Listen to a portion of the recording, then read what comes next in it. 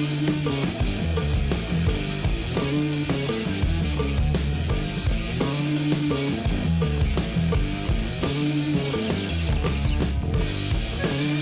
vais refaire un petit tour.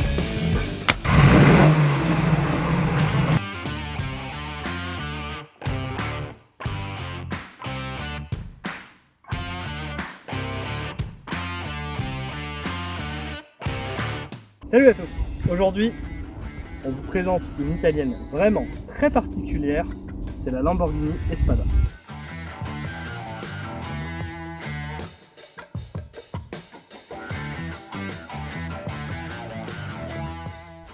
Alors, on va commencer par l'origine de la Lamborghini Espada.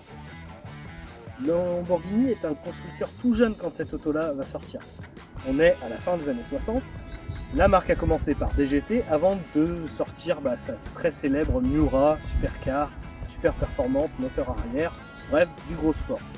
Mais Lamborghini veut s'ouvrir un peu et proposer une voiture différente, en l'occurrence un coupé 4 places. La base, ça va être les deux concepts faits par Bertone, d'abord la Marzal, puis ensuite la Piranha sur une base de Jaguar Type-E. On retravaille un peu le tout, on intègre les éléments techniques de chez Lamborghini, et ça nous donne un coupé 4 places, la Lamborghini Espada.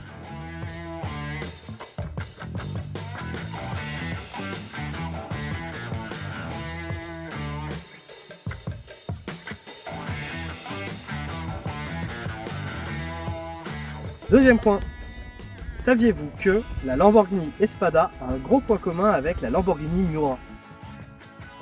Ce point commun, c'est le V12. C'est donc le 4 litres. En même temps, il n'y a pas 25 moteurs chez Lamborghini. Le V12 naît en 3,5 litres quand le Giotto Bizzarini le dessine pour la 350 GT. Il passe à 4 litres sur la 400 GT et il va rester à 4 litres sur la 400 GT D+2, sur la Miura et sur l'Espada. C'est pour ça qu'on a le même moteur ici que sur la Miura. Bon, là il est en position avant, mais il est bien gavé par 6 carburateurs Weber. Il sort 350 chevaux à 7000 tours. Et il permet d'emmener notre gros coupé 4 places à 250 km/h.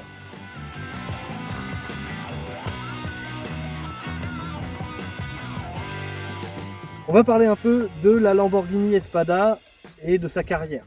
La voiture elle est présentée en mars 1968 au Salon de Genève. Elle fait tout de suite sensation, hein, un coupé 4 places on n'en voit pas beaucoup, avec en plus un V12, c'est vraiment rare. Et à l'époque c'est quand même la 4 places la plus rapide du monde avec ses 250 km/h. La série 1 est produite jusqu'en novembre 69 avec 325 chevaux. Dès la série 2, on passe à 350 chevaux, comme sur celle-ci. La série 3, celle qui nous intéresse, notre voiture du jour, il y a quelques petites différences esthétiques, mais la plus grosse, c'est la forme du tableau de bord, ça se voit bien. Sous cette forme, elle va être produite entre 1972 et 1978.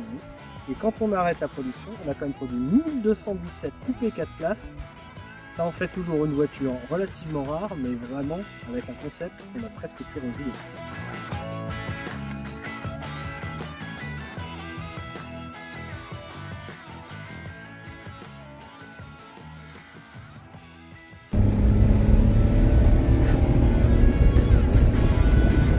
Maintenant que j'ai fait un tour avec cette auto, qu'est-ce que ça donne?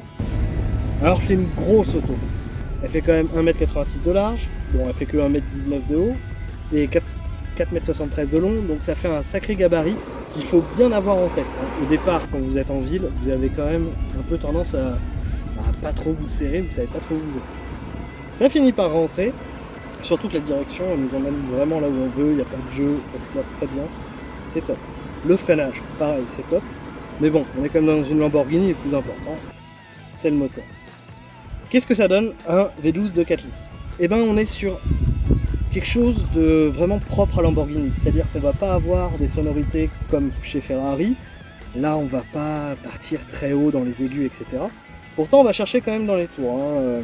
Là on a emmené un petit peu haut dans les tours, ça fait du bruit, mais ça fait un bruit particulier. Évidemment il y a de la puissance, et évidemment il y a du couple, c'est-à-dire qu'on peut vraiment évoluer à bas régime, on peut faire les ronds-points en troisième, et ça pose aucun problème.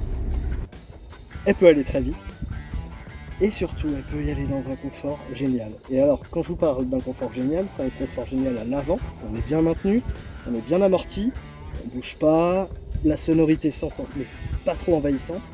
Mais le confort est aussi bon à l'arrière, parce qu'on a de la place pour mettre des adultes, et on est bien maintenu. En bref, c'est une auto performante pour traverser la France à toute vitesse, tant qu'il y a des stations-service sur le chemin. Parce que ça va être son gros problème. Allez, moi je vais refaire un petit tour.